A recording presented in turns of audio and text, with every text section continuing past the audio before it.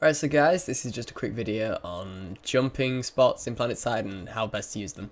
So to start off, we start with the biolab, and what you do is you jump up this little rock here, then the next one, and finally the next one. It's going to be a bit hard if you start losing momentum, but luckily I didn't, mainly because the server's empty.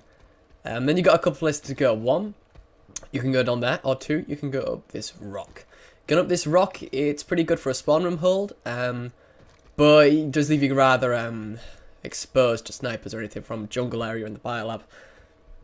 You can of course jump onto this building, which I'm aiming at now, which I will do, and then yeah, you can like spawn hold from here, see if it's killing anyone going to the SU, but recommend not. So you can just jump back onto here and then go the other way, which is onto the banana building, as I would call it, which of course you can then walk across the struts and beams on the top. In the heat of battle, I'd recommend going on the leftmost beam from this side, just because it's less likely to get you killed.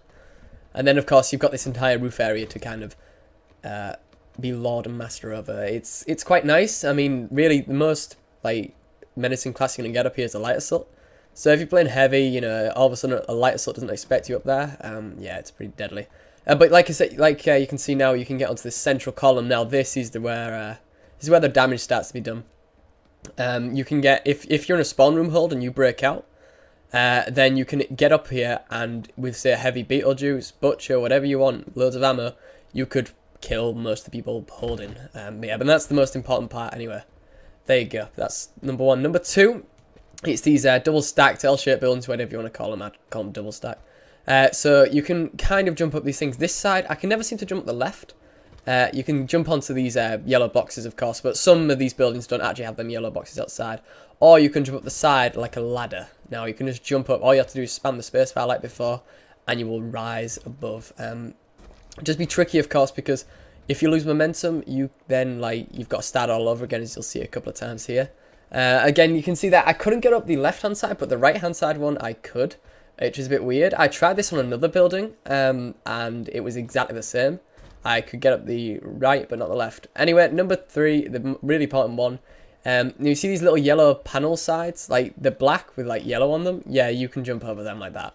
And there's a lot of bases where they are used.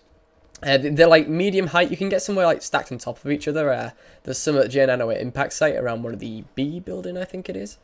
And you can see you can just kind of, like, jump on top of them, and get a base like this, a Raxicom, it's really, really, really, really useful, because all of a sudden your enemies think they're safe hiding behind cover, and you just jump over it and kill them.